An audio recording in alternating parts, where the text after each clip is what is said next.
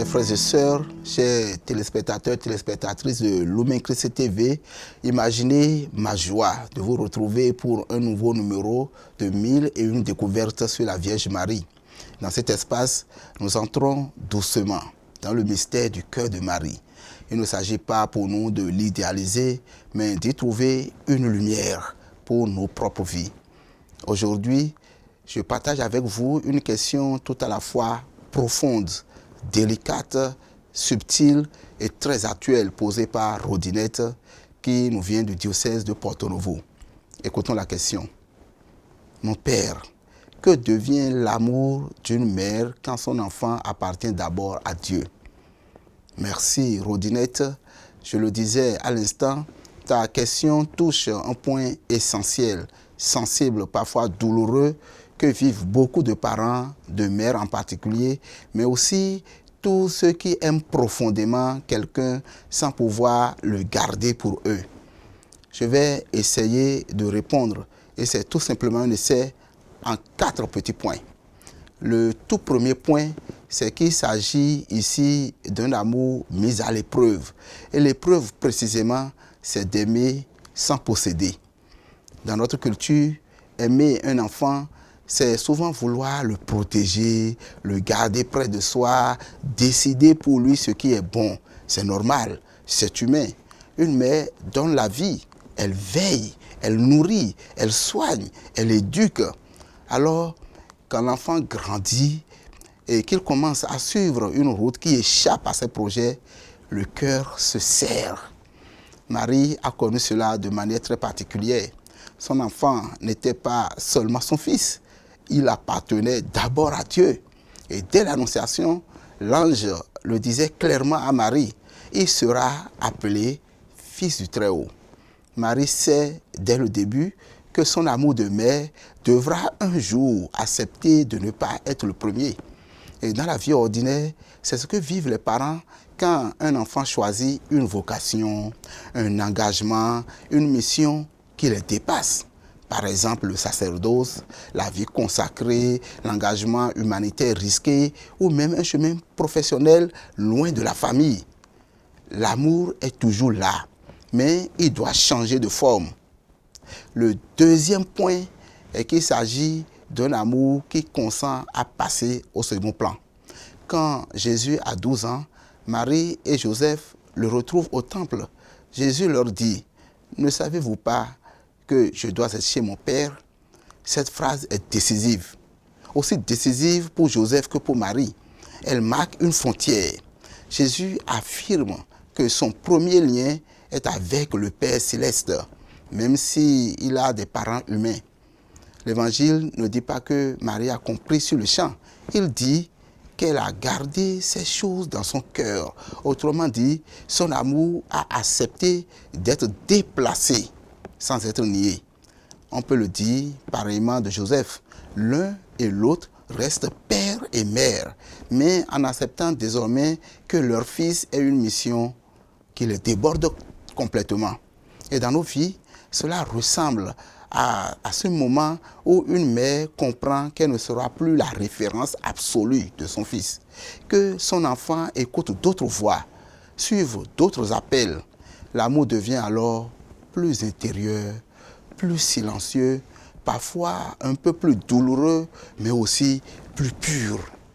Et le troisième point, c'est que cet amour qui devient pur est aussi un amour offrande. Le sommet de cette transformation de l'amour maternel se vit au pied de la croix. Marie ne peut plus protéger Jésus. Elle ne peut plus intervenir. Elle ne peut plus retenir la souffrance ni empêcher la mort. Que devient l'amour d'une mère en ce moment-là? Il ne disparaît pas. Il se transforme en offrande. Marie offre son fils au Père, comme elle avait déjà fait intérieurement toute sa vie. Elle accepte que l'amour ne consiste plus à sauver, mais à accompagner. Et dans la vie courante, on voit cela chez des parents dont l'enfant est gravement malade, ou emprisonné, ou engagé dans une situation qu'ils ne peuvent pas changer. Les parents continuent d'aimer, mais autrement, par la prière, par la présence, par la fidélité silencieuse. Enfin, Et c'est le quatrième point, le tout dernier, il s'agit d'un amour élargi qui devient universel. Il y a un moment bouleversant au pied de la croix. Jésus dit à sa mère, « Femme, voici ton fils. » Et à Jean, le disciple, « Voici ta mère. » À cet instant-là, l'amour de Marie ne se referme pas sur la perte de son enfant, Jésus. Cet amour s'ouvre plutôt. Et quand un enfant appartient d'abord à Dieu, l'amour de la mère ne diminue pas, elle s'élargit. Marie devient mère de tous les disciples au pied de la croix. Son amour, privé d'un lien exclusif, devient un amour pour tous. J'ai bien envie de dire qu'il s'agit d'un amour inclusif qui intègre tous ceux qui suivent son Fils. Dans la vie, on voit parfois cela chez certains parents qui, après avoir perdu un enfant à une mission ou à une vocation, deviennent étonnamment disponibles pour d'autres, pour des jeunes, des pauvres, des personnes blessées. L'amour purifié circule autrement. On voit aussi des parents de prêtres, des parents de religieux, de religieuses, de laïcs consacrés qui se dévouent pour tous les consacrés, se considérant d'une manière très consciente d'être aussi les parents des frères et sœurs dans la consécration de leurs filles ou de leurs fils. De cette question de Rodinette, voici ce que Marie apprend à toutes les mères et à chacun de nous. Elle nous enseigne que aimer vraiment, ce n'est pas posséder. Aimer jusqu'au bout, c'est parfois accepter d'être au second plan. Confier à Dieu celui qu'on aime, ce qu'on aime le plus. Ce n'est pas le perdre, c'est le remettre à sa juste place. Quand un enfant appartient d'abord à Dieu, l'amour d'une mère devient plus profond que le lien biologique. Il devient un amour de foi, un amour qui fait confiance là où le cœur aurait envie de retenir.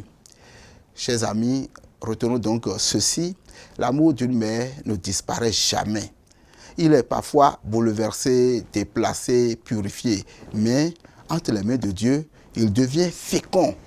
Marie nous montre que l'amour qui accepte de ne pas être premier devant un amour qui sauve. Et si vous le voulez, nous pouvons prier les uns pour les autres, et surtout pour ceux qui ont des enfants qui se sont voués au service de Dieu. Vierge Marie, toi qui as aimé ton Fils sans le retenir, apprends-nous à aimer sans posséder. Aide-nous à confier à Dieu ce que nous aimons, quand bien même cela nous coûte. Amen.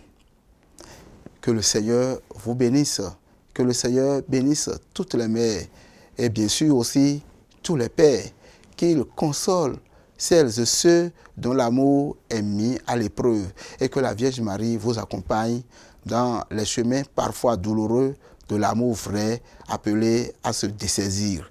Au nom du Père et du Fils et du Saint-Esprit. Et chers téléspectateurs, merci pour votre fidélité. Je vous donne rendez-vous très bientôt sur Lumen Christ TV pour un nouveau numéro de 1001 découvertes sur la Vierge Marie. À très bientôt avec l'assurance de la bénédiction divine.